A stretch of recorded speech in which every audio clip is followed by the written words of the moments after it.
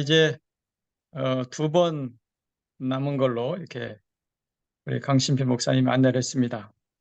그동안 여기까지 오시느라고 너무 수고가 많으셨습니다. 오늘하고 다음 주에 한 번 더 하면 어, 멘토링이 끝나는데 그동안 애쓰셨고요. 물론 우리 그 강의를 분담해 주신 분도 했었고 저도 했었습니다. 저는 지금 그 여수에 와 있습니다. 여수에서 그 다른 교회 집회 참여하고 집회하는 중이라 지금 예, 숙소에서 지금 이걸 하고 있는데, 오늘 제가 말씀드릴 거 몇 가지 좀 말씀을 드리겠습니다.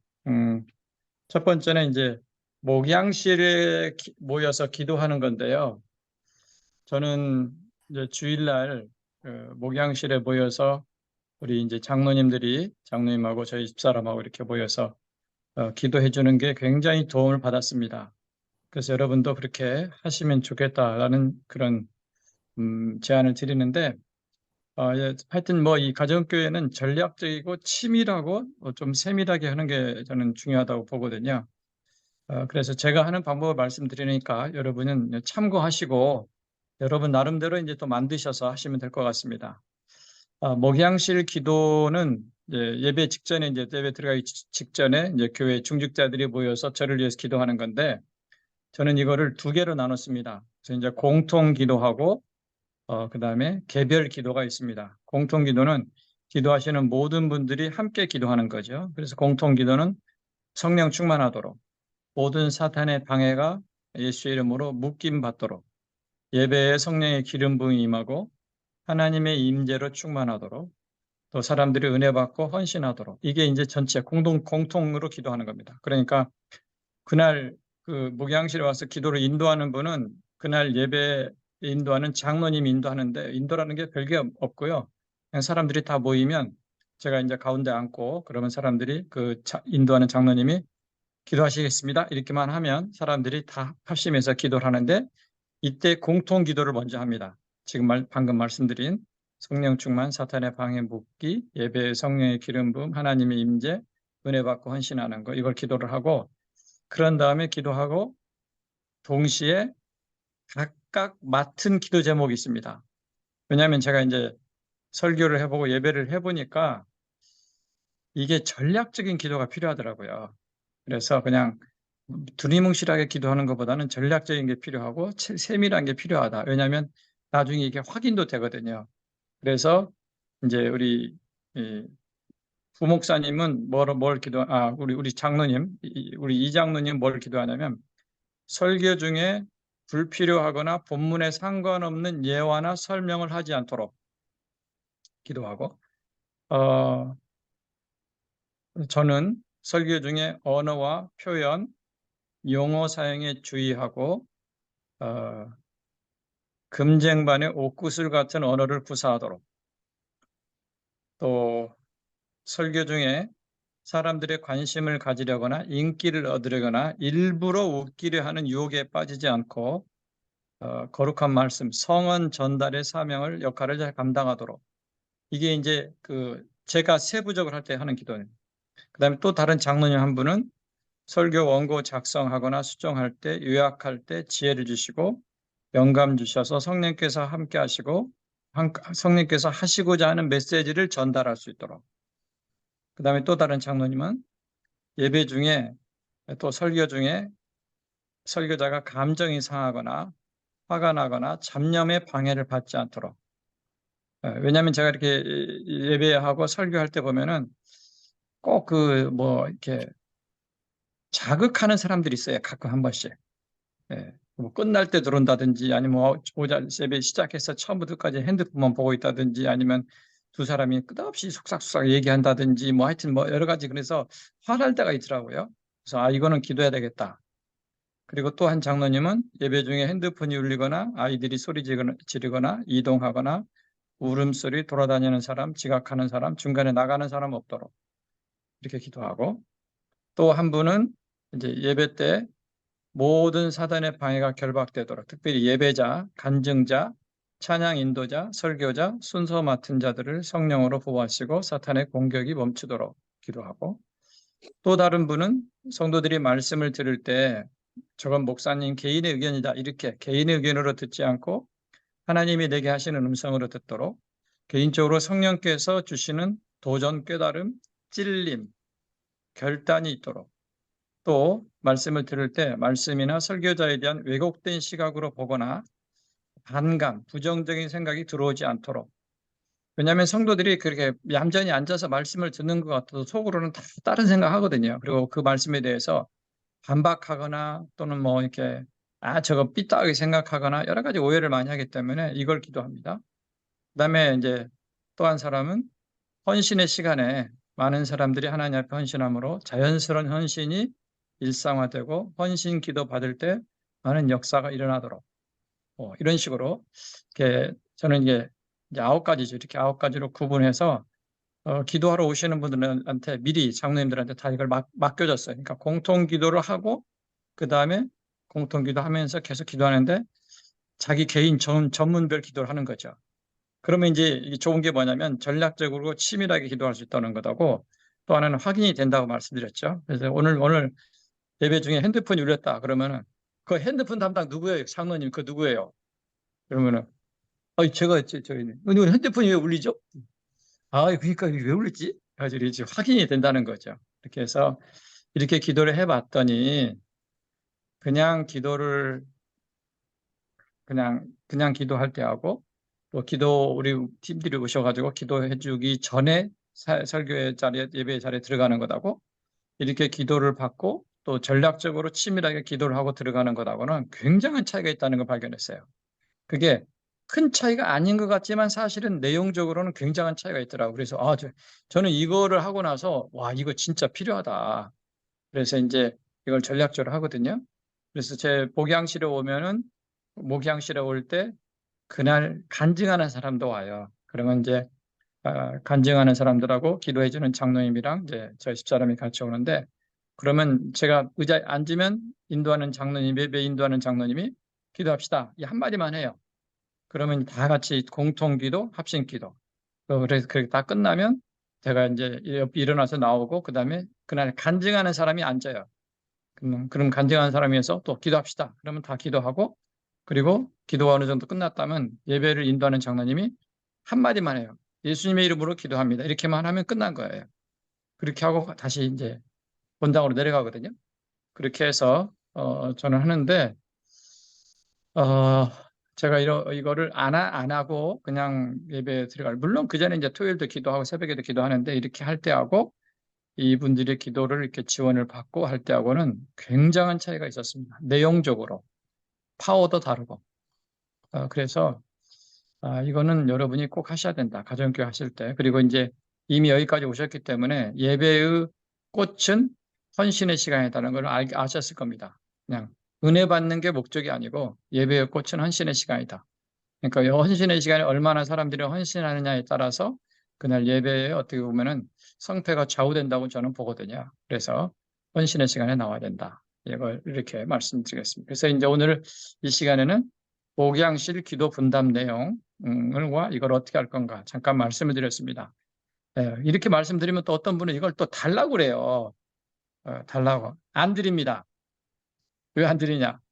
이제 목사님 교회에 맞게 목사님들이 만드셔야 돼요. 이건 제가 맞게 만든 거잖아요. 왜냐하면 제가 해보니까 저에게는 예배 중에 이런 문제가 있더라. 이런 어려움이 있고 이런 문제가 있어서 해보니까 저는 이렇게 해서 만들었습니다. 그러니까 여러분은 여러분 교회와 여러분 또 성향에 맞게 필요한 거를 이제 만드셔서 하시면 되니까 저는 이제 원리를 말씀드리는 거고, 그래도 이거를 주지 않으면 그 죽을 것 같다. 그러면 이제 연락 주시면 제가 예, 죽도록 해드리겠습니다. 그 다음 두 번째는 목장 모임 순서지 만드는 건데요.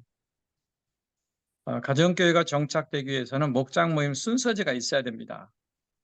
이 순서지가 있으면 초신자가 빨리 적응하고 초신자가 빨리 변하고 목장의 질서가 잡혀요.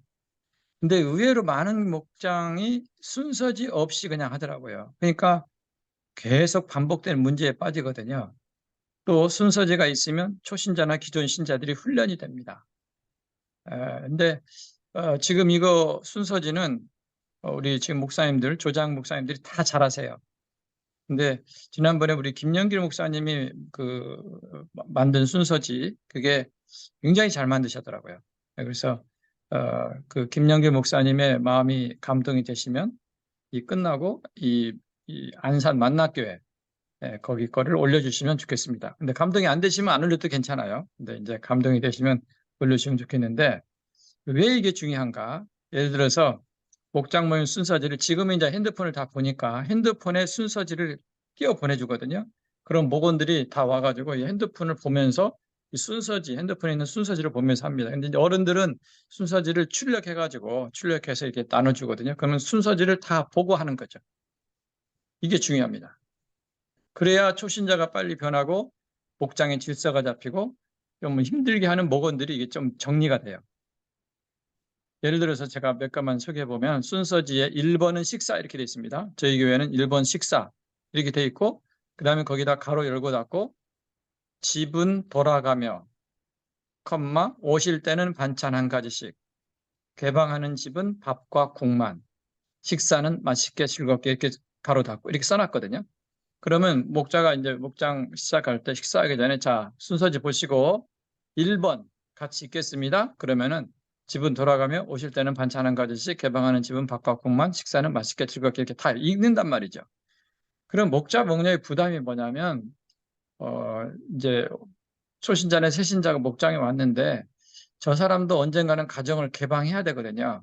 근데 가정 개방하라고는 부담스러워 할 것 같고, 그리고 안 하자니 좀 불편하고, 그래서 이걸 말을 해야 되는데 말을 못한다는 거죠. 그러면 이때 이제 이걸 읽는 거예요, 순서지를. 그럼 이 사람이 읽으면서, 아, 집은 돌아가면서 개방하는구나. 아, 반찬, 올 때는 반찬 한 가지 가져오는 거구나. 개방하는 집은 밥과 국만 하니까 별 부담이 없겠구나. 이런 걸 안다는 거죠. 그래서 이게 자연스럽게 교육이 돼요. 당신 집 좀 개방하시죠. 이렇게 안 해도. 그래서 이런 게 필요하고, 어, 예를 들어서 조금 넘어가서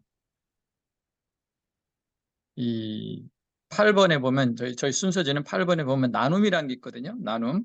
근데 거기다도 미리 거기 이렇게 써놨어요. 나눔 시 주의사항, 비밀 지키기, 상대방이 나눌 때 중간에 끊지 말고 경청하기, 나눔 후 하실 말씀이 있을 때는 직접적인 답을 주지 말고 예, 용서하세요, 기도하세요, 하나님의 사랑으로 품어야죠.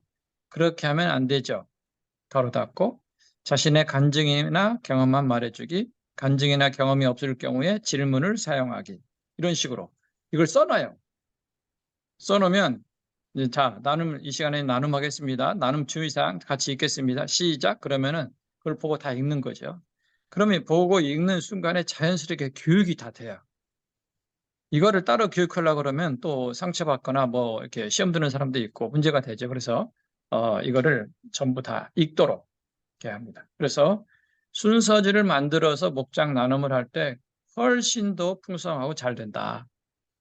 그래서 목장 모임 순서지, 아마 지금 여기 참석하시는 분은 대부분 순서지를 다 만드시는 걸로 제가 이렇게 생각하고 있습니다만, 아직도 목장에서 순서지 없이 목장을 하고 있다면 정말 오늘이라도 만들어서 순서지를 꼭 보고 하실 수 있도록. 그러면 목자 목녀의 그 사역의 짐이 훨씬 가벼워집니다. 그리고 중간에 누가 나누고 있는데 끼어들었다. 그럼 목원들이 뭐라고 하냐면 여기 순서지 중간에 끼어들지 말라고 되어 있는데요. 이렇게 딱 자기들이 또 지적을 해요. 그러면 목자가 그 끼어들지 마세요 이러면 또 상처받는데, 목원들이 여기 끼어들지 말라고 했는데 왜 끼어들어? 뭐 이런 식으로 해서 자기들끼리 다 설명이 되니까 이제 별 크게 어려움이 없습니다. 그래서 순서지를 꼭 만드시라. 그리고 순서지는 가정교회 사역원 홈피에 가보면 순서지 샘플이 있습니다. 그게 가장 좋은 거죠. 가장 건강하고 좋은 모델이니까 그거 하시면 되고, 거기까지 들어가는데 너무 시간이 많이 걸려서 못 하겠다. 그러면은 이제 김영길 목사님이 이렇게 좀 올려달라고 하시면, 그분이 우리 형님이니까, 그 영길이니까 영주하고 연기라고 비슷하지 않습니까? 그분이 올려주실 겁니다. 그래서, 그리고 뭐 우리 걸 올려달라 그러면 제 거는 올려드리긴 하는데, 이게 올려드리면 자꾸 이렇게 그냥 그것만이 원한처럼 하니까 여러분 이 상황에 맞게 이렇게 좀 본인이 만드시는 게 그 맞게 만드시는 게 좋겠다 이렇게 말씀을 드립니다. 자, 그 다음에 이 시간에는요, 성령의 시발점에 대한 얘기를 좀 하겠습니다. 목장 모임의 목적은 하나님을 체험하는 겁니다.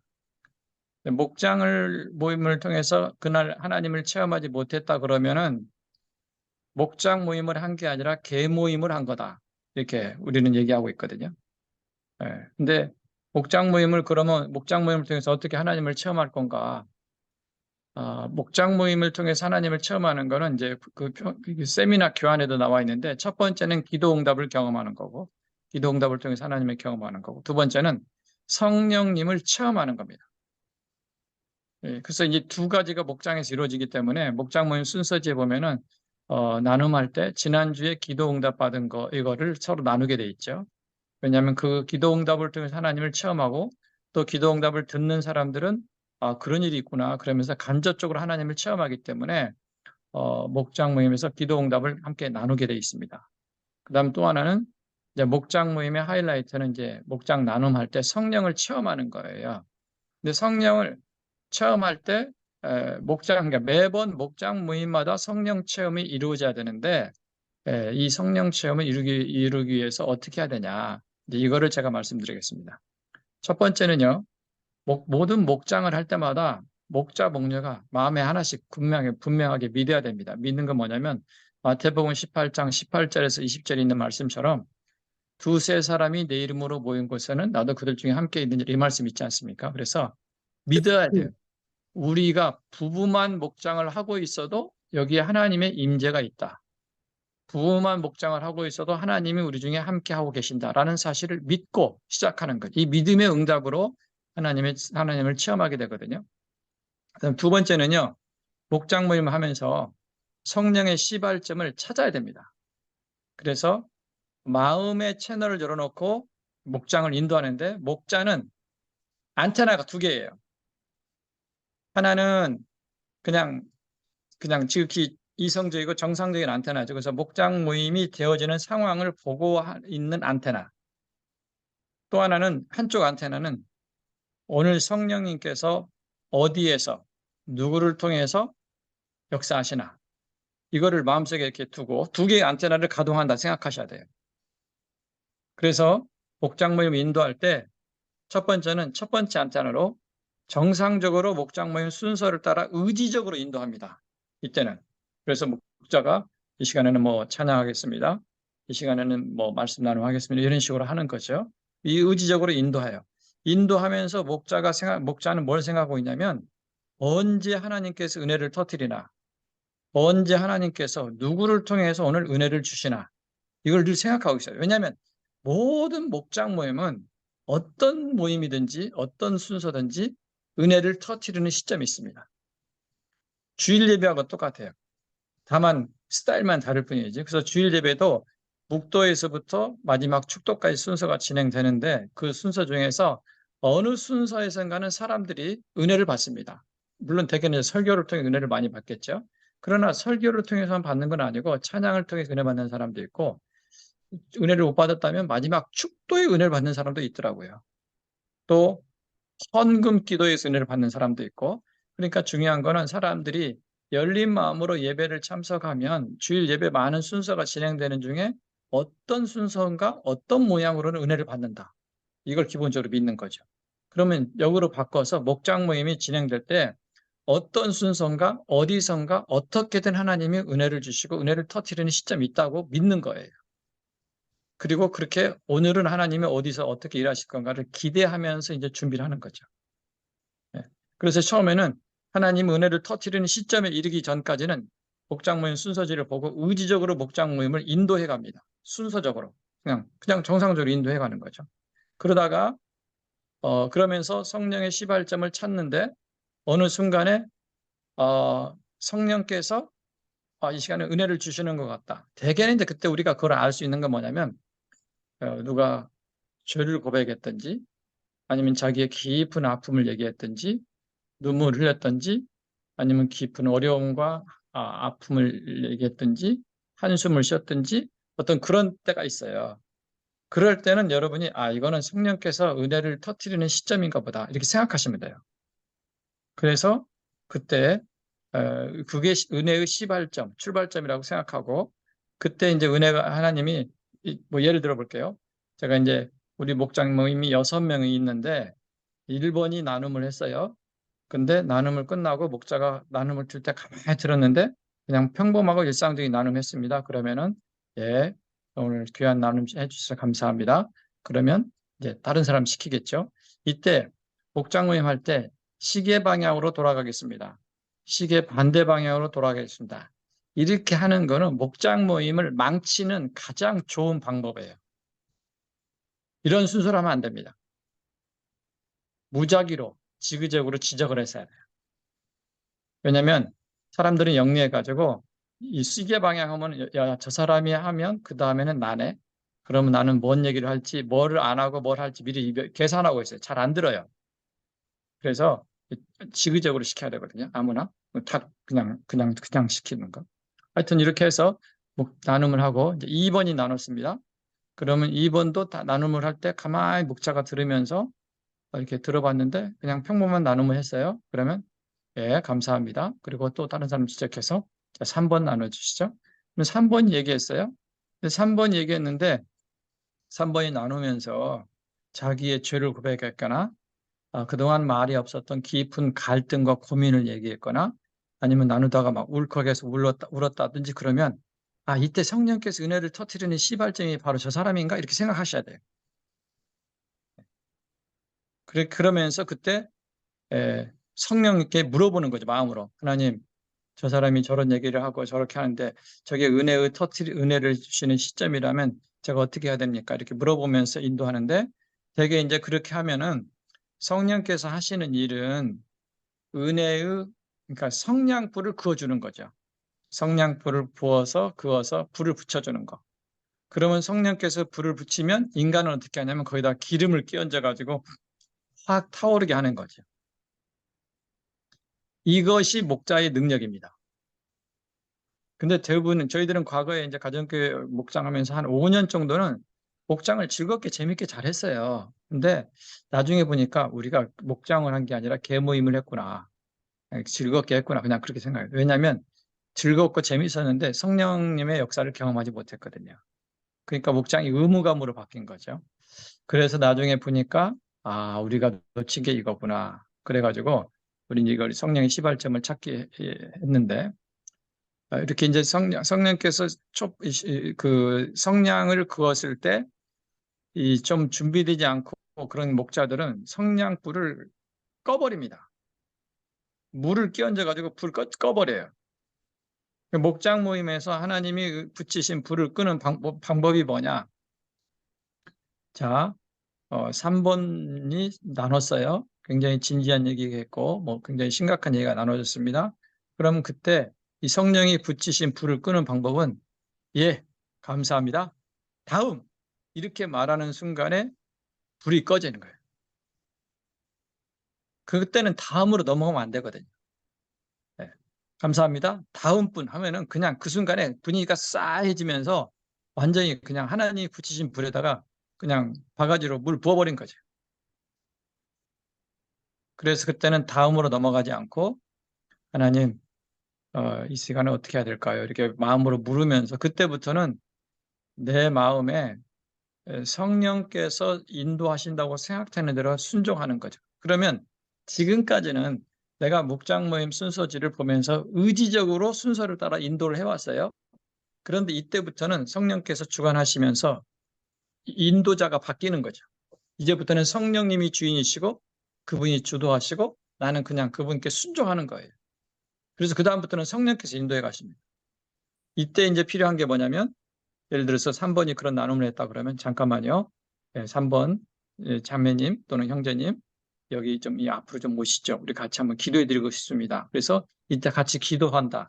이거는 불 붙인 거에 기름을 끼얹어서 잘 타오르게 하는 방법이죠. 이런 게 필요해요.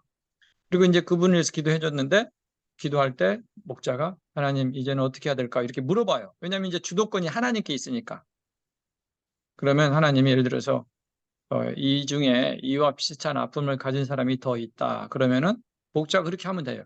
혹시 여러분 중에 이와 비슷한 아픔이나 문제가 있는 분이 있으면 앞으로 나오시죠. 그러면 그 나오면 또 기도해주고 그러면서 목자가 또 물어보죠. 하나님 이제 어떻게 해야 됩니까? 그러면은 예를 들어서 어떤 사람이 마무리 기도를 하게 하라. 아니면 어떤 찬송이 떠오른다. 그러면 찬송을 부를 수도 있고 아니면 누구를 기도를 시킬 수도 있고 그다음에 또 이것과 똑같은 문제는 아니지만 이렇게 자녀 문제 가지고 고민하는 사람이 이 중에 있다. 그러면은 혹시 여러분 중에 자녀 문제를 가지고 고민하는 사람이 있으면 앞으로 나오시죠. 기도해주고 기도해주고 이런 식으로 이렇게 하면요. 그때 모든 사람이 성령님을 경험합니다. 이게 성령의 시발점을 찾아서 불을 붙이는 방법이에요. 그리고 그 중에 어떤 사람이 좀 그 은사가 있다. 뭐 병 고치는 은사라든지 무슨 은사가 있다. 그러면은 아픈 사람이 있을 때 그러면 이 시간에는 아무개가 그 아픈 사람을 위해 좀 기도해 주시면 좋겠습니다. 그러면 이제 기도를 해주겠죠. 그러니까 목장 모임에서는 성령의 은사나 성령의 능력이나 이런 것들을 자유스럽게 활용할 수가 있습니다. 주일 예배 때는 이렇게 못하죠. 그래서 이렇게 그 사람한테 부탁할 수도 있고 성령의 감동을 따라서 성령께 물어보면서 순종합니다. 그리고 이때 그러면 나머지 3번이 나눴을 때 그렇게 기도하고 이렇게 다 하느라고 시간이 많이 갔어요. 그러면 4번, 5번, 6번은 나누지 못했는데 어떡합니까? 괜찮아요. 모든 사람이 다 나눠야 된다는 부담을 가질 필요가 없습니다. 왜냐하면 그 사람들이 같이 그 사역에 같이 참여하고 기도하고 찬양하고 하면서 그들도 이미 하나님을 체험했어요. 그렇기 때문에 나눔이 없었다고 해서 이렇게 서운하거나 그러지 않습니다. 직접적, 간접적으로 하나님 체험했기 때문에 그들이 이미 충분히 하나님 은혜를 경험했거든요.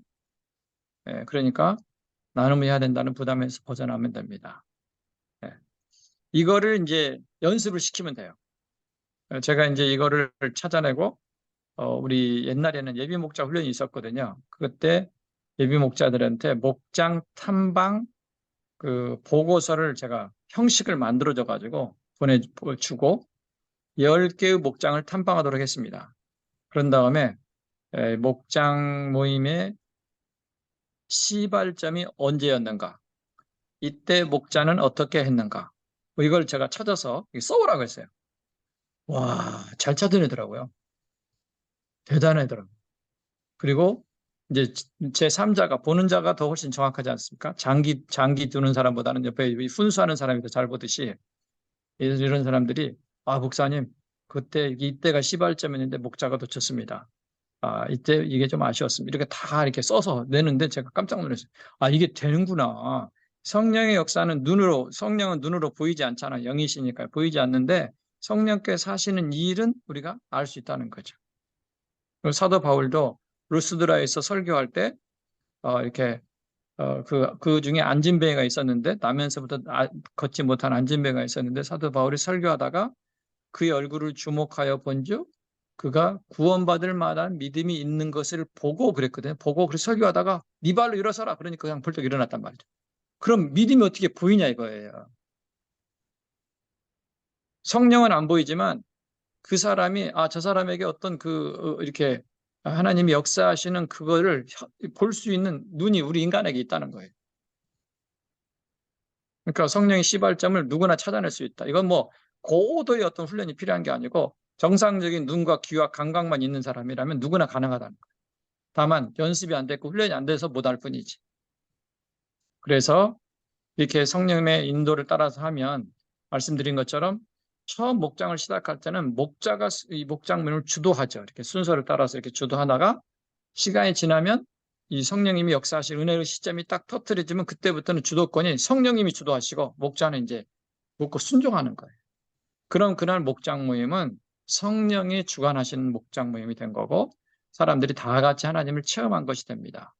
그러면 사람들이 다음에 목장 모임에 우선순위를 두고 참여해요. 왜? 세상에서 줄 수 없는 것을 목장에서 주니까. 근데 세상에서 줄 수 있는 것을 목장에서 준다. 그러면 목장에 안 오죠. 세상 가서 얻을 수 있는데 못 들어와요. 사람들이 교회로 오고 목장을 오는 이유는 목장만이 줄 수 있는 뭔가가 있기 때문에 오는 거거든요. 그것이 바로 하나님을 체험하는 겁니다. 네. 그렇지 않으면 계모임이 되기 쉽고 목장 참석이 의무감이 되기 쉽고 또 목장을 대충 하기가 쉽습니다. 그래서 그러면 이를 위해 이렇게 성령의 시발점을 찾아내는 실력을 갖추려면 어떻게 해야 되느냐?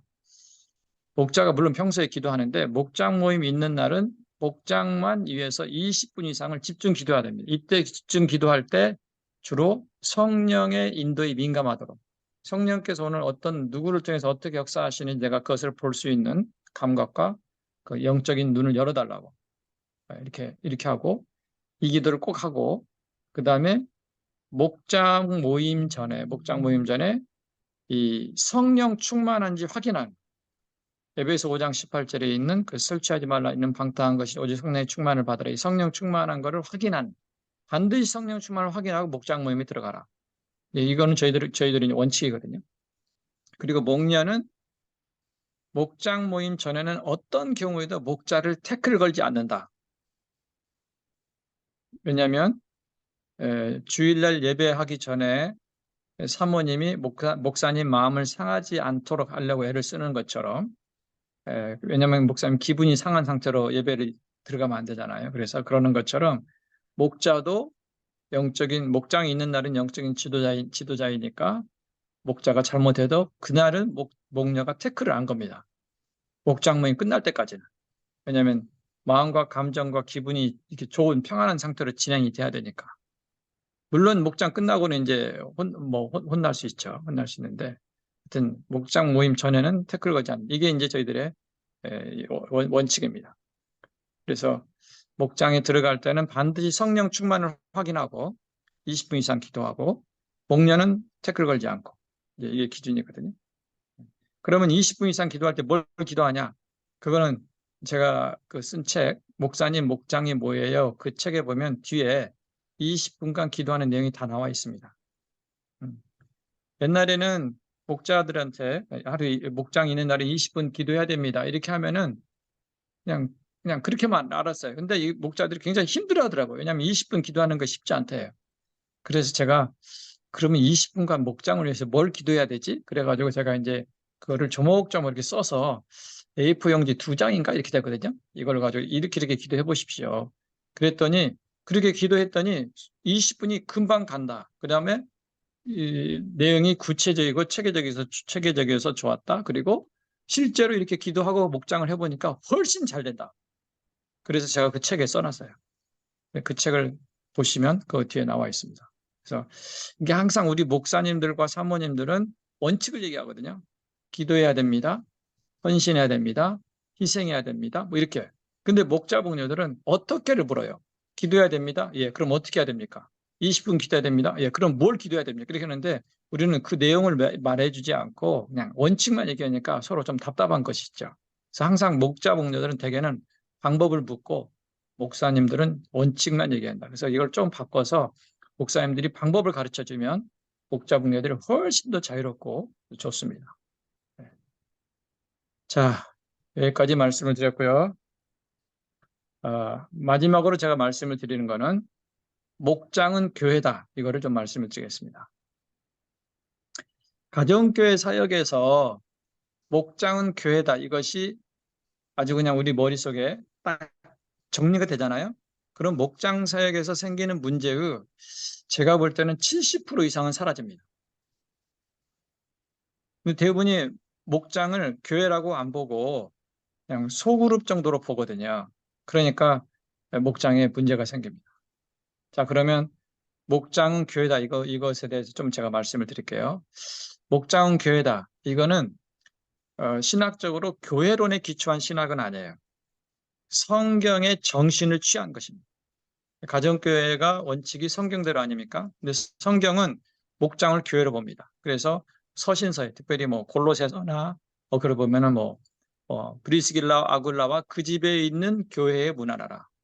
눈바와 누구와 그 집에 있는 교회의 문안하라.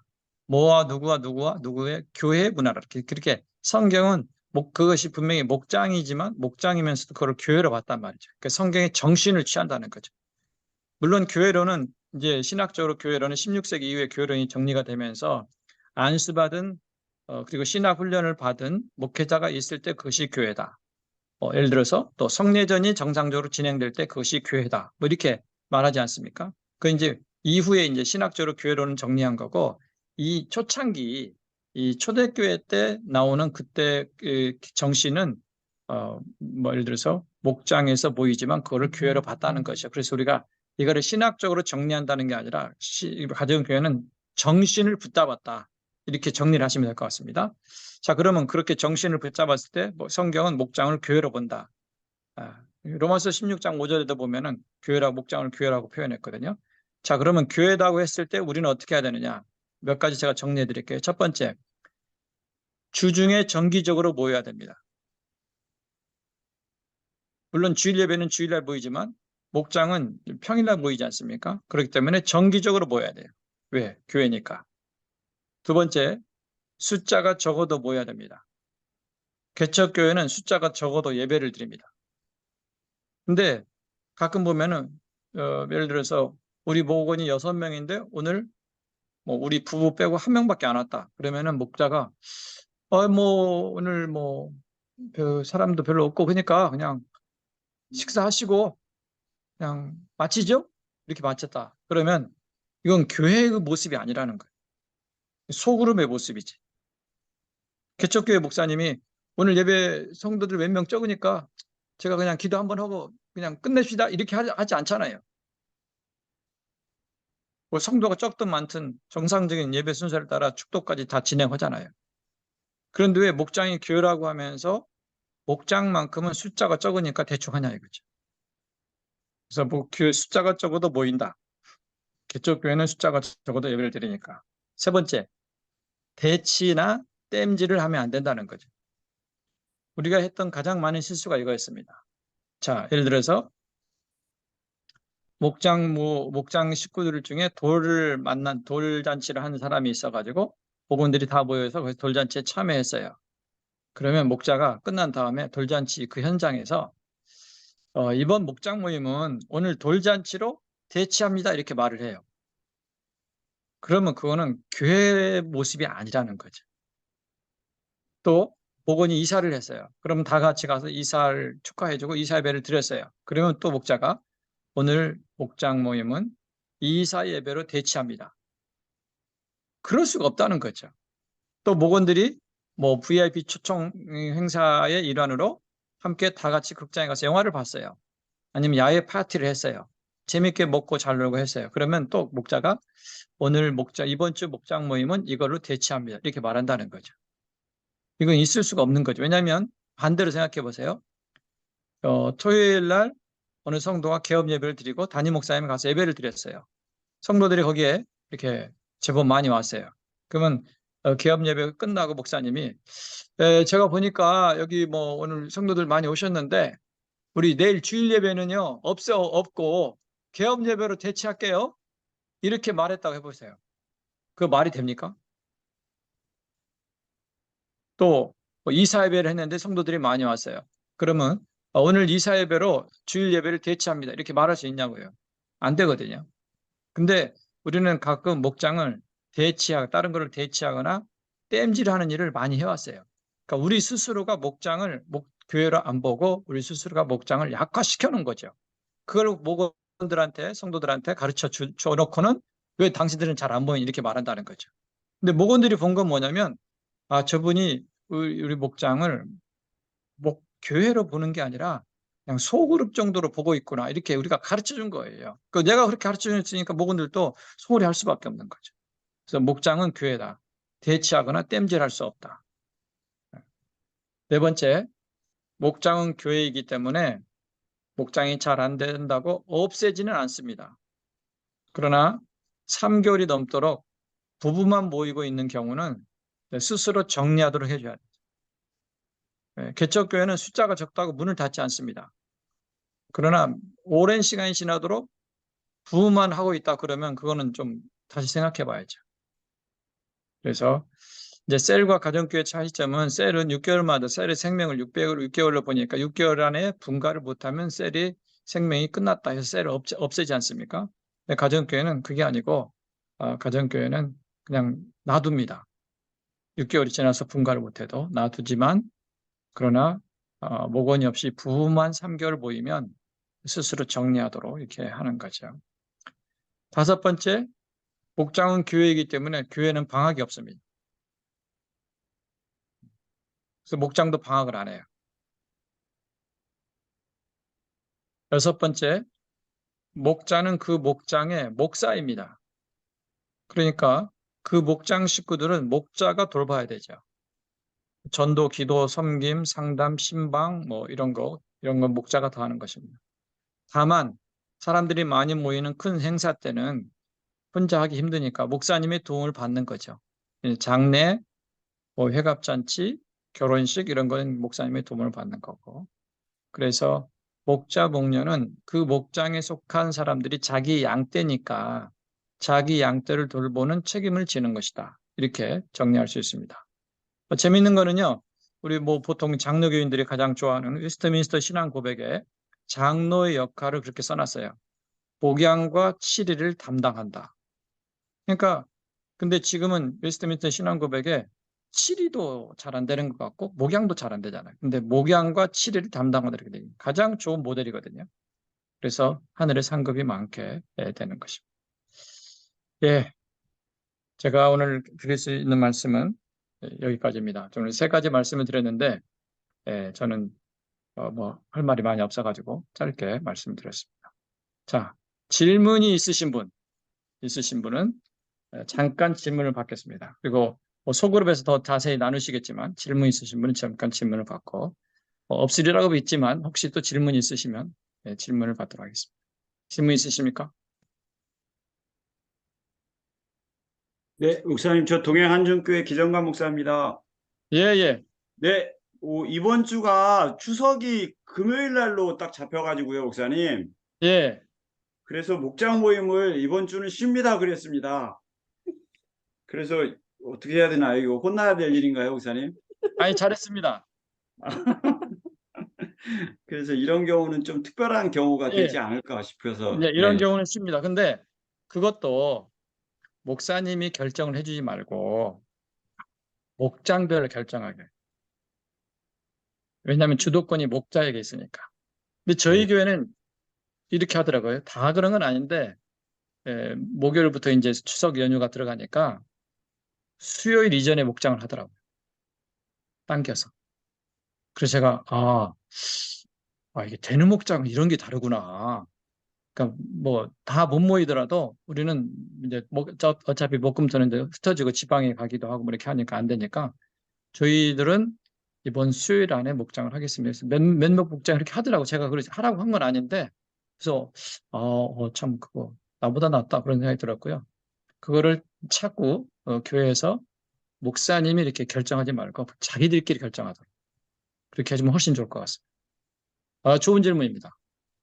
근데 네. 또 하나 질문이 있는데요, 목사님. 예, VIP가 올 때 목장 예, 순서를, 예, VIP는 진짜 그야말로 하나님에 대해서 모르고 아무것도 예, 모르는 예, 사람이라 예, 예. VIP가 올 때는 목장 순서를 어떻게 하는 것이 가장 좀 바람직한지. VIP가 왔을 때는 목장 순서를 바꾸거든요. 근데 사전에 이거는 목원들하고 미리 사전에 얘기가 돼 있어야 돼요.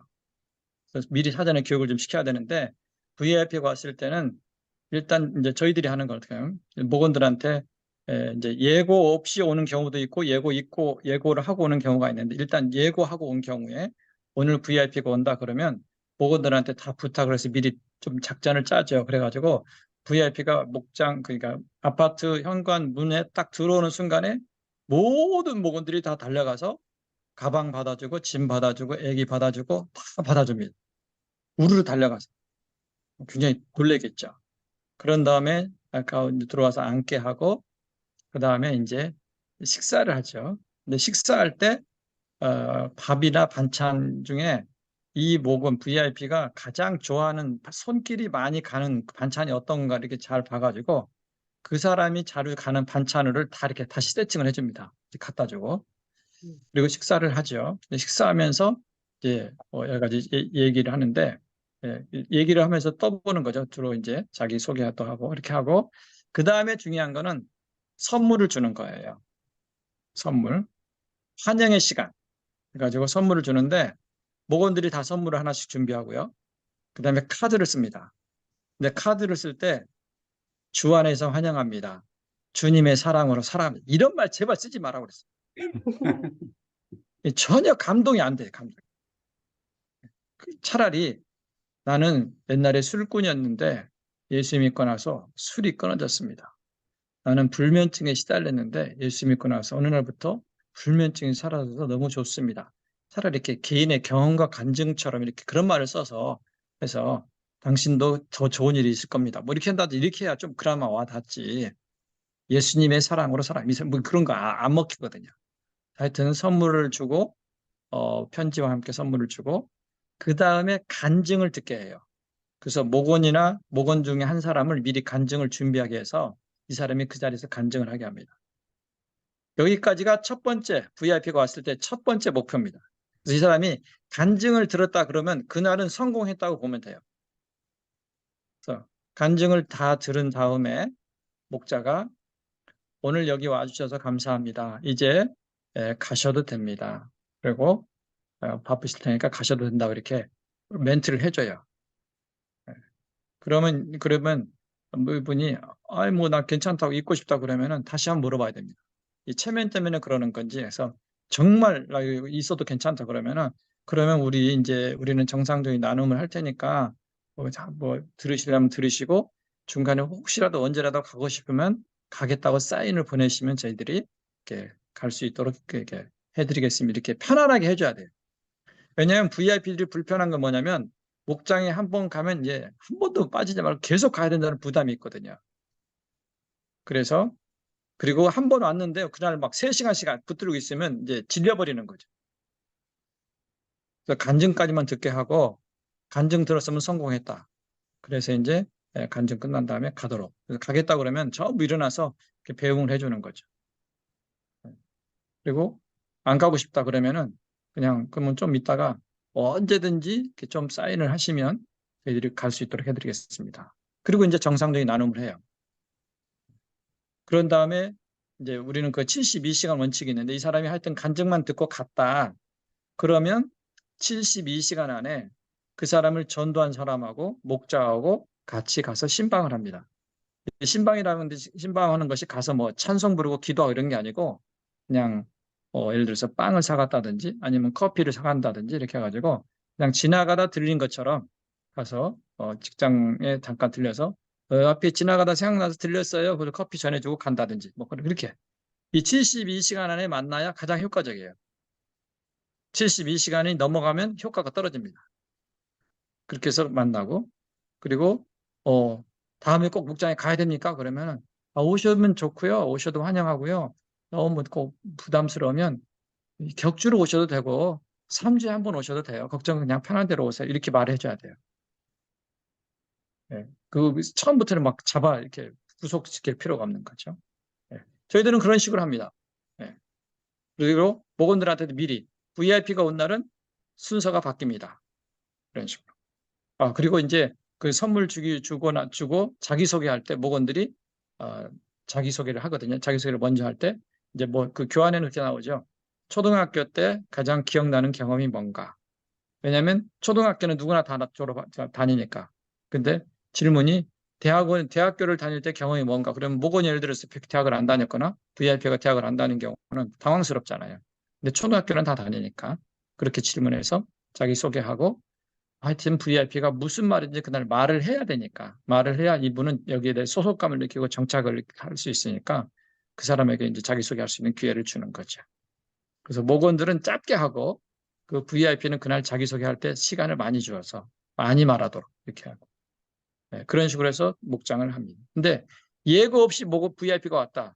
그러면 그때도 예고 없어도 사전에 이제 목원들과 함께 짜여진 각본에 의해서 자동스럽게 VIP 정신으로 목장이 돌아가는 거죠. 그래서 목원들이나 목자, 목녀 중에 한 사람 이상은 꼭 예비 간증을 준비해 놓고 있어야 돼요.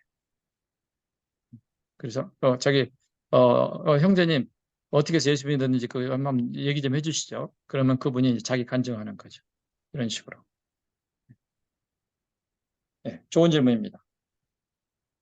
박웅란 사모님, 역시 좋은 질문입니다. 또 질문 있으십니까?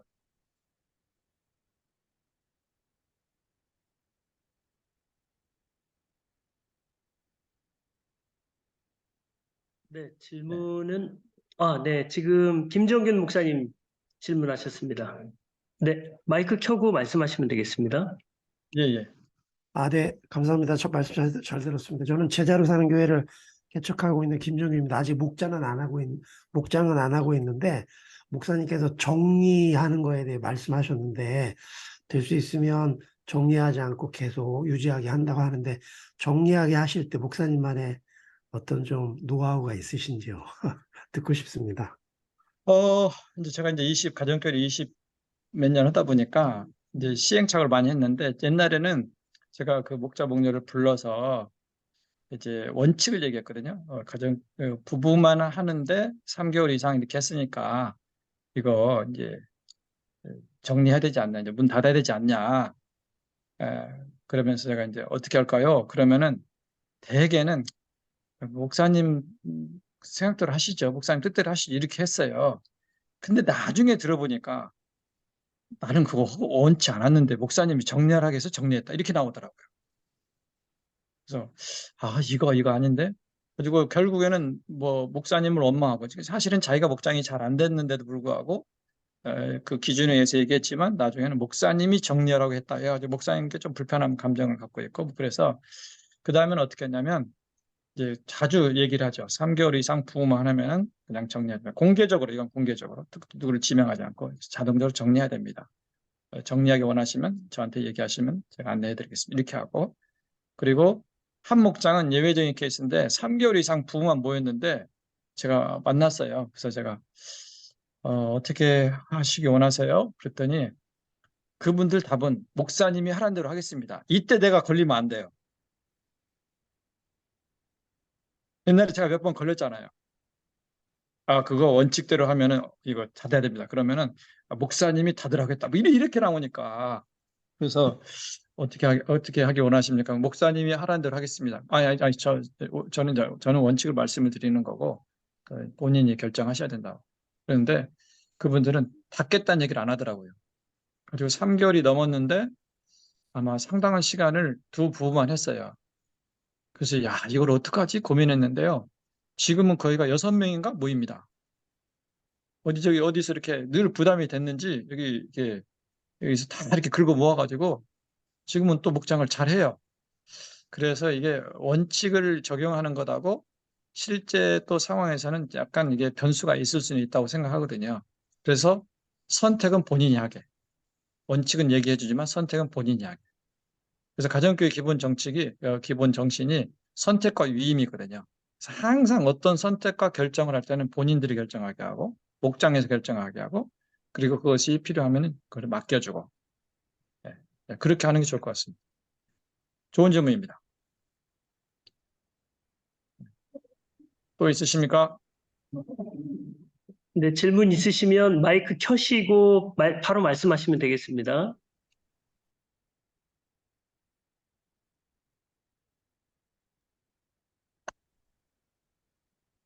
질문이 없으신 것 같으네요. 아, 예, 목사님, 아까 강의 중에 예, 대치나 땜질을 하지 말라고 하셨는데요. 예, 예, 이런 명절 같은 특수한 상황에서는 줌으로도 예, 가능할까요? 가능하죠. 네네. 그리고 또 이제 돌잔치나 이사 예배에 갔는데 이제 예, 그 주에는 거기에서 그러면 그 돌잔치나 거기 그 이사 신방을 가서 거기서 목장 모임을 하자. 뭐 이런 건 대치가 아닌 거가 되는 그렇죠. 거죠. 그건 가능합니다. 네. 예, 거기서 나눔을 한다든지 이렇게 하면 돼요. 네. 예, 그래서 저희들은 옛날에 영화를 봤을 때 영화 보고 끝났거든요. 영화를 보고 끝나고 그걸 이걸로 목장 대치합니다. 이렇게 VIP 초청 영화 보기 뭐 해가지고 그랬는데 이게 아니다 그래가지고 끝나면 그 자리에서 아니면 카페를 가든지 거기 가가지고 나눔을 또 했어요. 그거는 목장을 한 걸로 인정해줘요. 네. 알겠습니다. 좋은 질문입니다. 예, 목장 모임 순서지를 나눠준다고 하셨는데, 예, 목장 모임 순서지는 교회에서 만들어서 주는 건가요? 아니면은 각 목장에서 자체적으로 만드는 건가요? 그거는 교회에서 만드는 게 좋습니다. 그래서 저희 교회 같은 경우는 그 순서지를 담당하는 목자가 하나 있는데요. 그 형제가 주일 2부 예배 끝나면 그 순서지가 딱 나와가지고 밴드에 딱 떠요. 전교인 밴드에. 그러니까 그걸 갖고 그대로 하면 되죠. 그거를 한 사람을 임명해서 그걸 해주도록 하면 좋을 것 같습니다. 그럼 질문이 있는데요. 예, 목사님 교회는 매달 한 번씩 VIP 초청 목장을 이렇게 한다는 얘기를 들었는데요. 예, 예. 혹시 뭐 그 순서나 그 방법에 대해서도 좀 말씀하시나요? 일단은 우리 같은 일반적인 교회들은 처음 태생부터 가정교회가 태생으로 이렇게 간 게 아니고 일반 목회를 하다가 이제 가정교회 전환하고 VIP 중심으로 전환이 됐지 않습니까? 그러면 성도들의 의식이 VIP 중심으로 전환이 100% 안 돼 있어요. 목사님이나 목자, 목녀만큼 안 돼 있습니다. 그래서 그런 교회는 한 달에 한 번씩 정기적으로 전도 초청 장치를 세팅을 해야 하고 그것이 이게 습관화가 되게 만들어야 돼요. 그렇지 않으면 VIP가 안 오거든요. 그래서 그걸 하는데 그러면 그 전도 초청 장치를 어떻게 할 거냐? 이거는 물론 이제 그 목자 목녀가 미리 예고를 합니다. 한 달 전에 다음 달, 이번 달, 예를 들어서 다음 달 마지막 주에는 전도 초청 잔치가 있습니다. 그리고 매월 마지막 주에는 전도 초청 잔치가 있습니다. 그러니까 그날을 위해서 지금부터 기도하고 VIP를 만나고 그때 누구를 데려올 건지 얘기해 주십시오. 그리고 목장 모임 때마다 VIP 확인 이 순서를 넣어가지고 이번 주에 VIP를 누구를 만났습니까? 그리고 VIP를 어떻게 섬겼습니까? 그리고 이렇게 해서 물어보는 거죠. 이렇게 해가지고 그러면 다음 달 VIP 전도 초청 잔치에 누가 올 수 있는 가능성이 있으면 계속 물어보는데 이런 식으로 해가지고 이제 계속 하거든요. 근데 바람도 많이 맞아요. 목원들이 아무도 초청 안 해가지고 안 하고 그러면 그 다음 달에 또 합니다. 그리고 그 다음 달에 또 해요. 이렇게 한 3, 4개월 하면은 이제 두 가지 현상이 나타나는데 첫 번째는 목원들이 스트레스를 받기 시작합니다. 우리 목자 목녀는 저렇게 안 와도 포기를 안 해. 정말 우리 목자 목녀 때 내가 스트레스 받아 그러면서 전도를 하게 되는 마음의 부담이 있고 또 하나는 이제 하나님이 스트레스를 받으시죠. 왜냐하면 얘네들은 목장에 VIP가 하나도 끝없이 기도하고 기대하고 기도하니까 하나님이 안 보내주실 수가 없는 거죠. 그래서 VIP가 옵니다. 근데 이거를 자세히 하려면은 저희 교회 VIP 초청잔치를 아주 잘하는 목장이 몇 군데 있는데 그 목자를 제가 연결해 드릴 테니까 그분을 초청해서 전체 목자 목녀가 들으시면 좋을 것 같습니다. 예, 질문이 있습니다. 예, 조금 전에 저는 그 8조의 윤현아인데요. 예. 조금 전에 목장 순서지를 교회에서 만들어 주는데 예, 순서가 거의 이렇게 매주 같을 것 같은데 한 예. 번이 아니고 매주 만든다고 하는 건 어떤 변화가 있기 때문입니까? 예, 그거 이제 목장 모임 순서지 중에 예를 들어 식사나 이런 건 다 같겠죠. 근데 중간에 말씀 나눔이라는 게 있어요. 말씀 나눔이 있는데 그 말씀 나눔은 이번 주 목사님 설교가 들어가잖아요. 그러면 그 순서지를 만드는 분이 그거를 정말 짧게 한 4줄 정도 뭐 이렇게 그 요약을 해가지고 거기다 올려줘요. 왜냐하면 주일 예배를 안 오는 사람이 있을 수 있잖아요. 목원 중에 목장에만 오고 주일 예배 안 온 사람이 있으니까 그거를 딱 짧게 요약을 해주고 그 다음에 그 요약의 밑에 질문을 2개 정도 나눔 질문합니다. 그 나눔 질문은 오픈 이제 그 질문인데요. 뭐 이 말씀을 당신의 삶에 적용한다면 당신의 삶이 어떻게 될 것 같습니까? 뭐 이런 식으로 예스 노로 답하지 않고 항상 이렇게 말을 할 수 있는 이런 오픈 질문을 2가지를 했어요. 그러니까 매주 주일 메시지가 다르니까 그 요약이 다르고 질문이 달라질 수 있겠죠. 그것 때문에 순서지를 만드는 거예요. 그러면 보통 이전까지는 우리 주보에 설교 요약해서 그걸 읽는 걸로 했었던 걸로 알고 있는데 그 말씀을 아주 축약해가지고 그것만 읽는다는 한 4줄 정도를. 예. 그리고 이제 그 4줄 정도만 갖고는 이해가 다 안 되잖아요. 그래서 그 목장에 말씀 교사를 세웁니다. 말씀 교사는 성경을 가장 모르는 사람, 기도도 잘 못하는 사람, 이런 사람을 세우는 게 가장 좋아요. 왜냐하면 그래야 이 사람이 빨리 변하고 사람이 세워지니까. 그래서 이 말씀 교사가 지난주 목사님이 했던 설교를 한 10분 정도로 요약을 해서 미리 전해주는 거죠. 전해주고 그다음에 그 네모 순서지에 있는 네모 칸에 있는 글을 한번 정리된 걸 읽고 그리고 나눔을 시작해요. 그러면 주일 예배를 안 오는 사람도 이제 이해를 할 수 있는 거죠. 네, 감사합니다. 네. 좋은 질문이네요. 네. 광주에서 질문하셨습니다. 이제 네. 질문이 많이 없으신 것 같아요. 이제 또 예. 우리 조장님들이 또 많이 잘 아셔가지고요. 예. 예. 우리 목사님들 9강까지 수고 많으셨습니다. 여기까지 승리하신 목사님들에게 박수를 보냅니다. 네. 네, 오늘 강의는 이제 목양실 기도 분담, 또 목장 주약, 목장에서 개모임이 아니라 성령님을 경험하는 목장 모임이었습니다.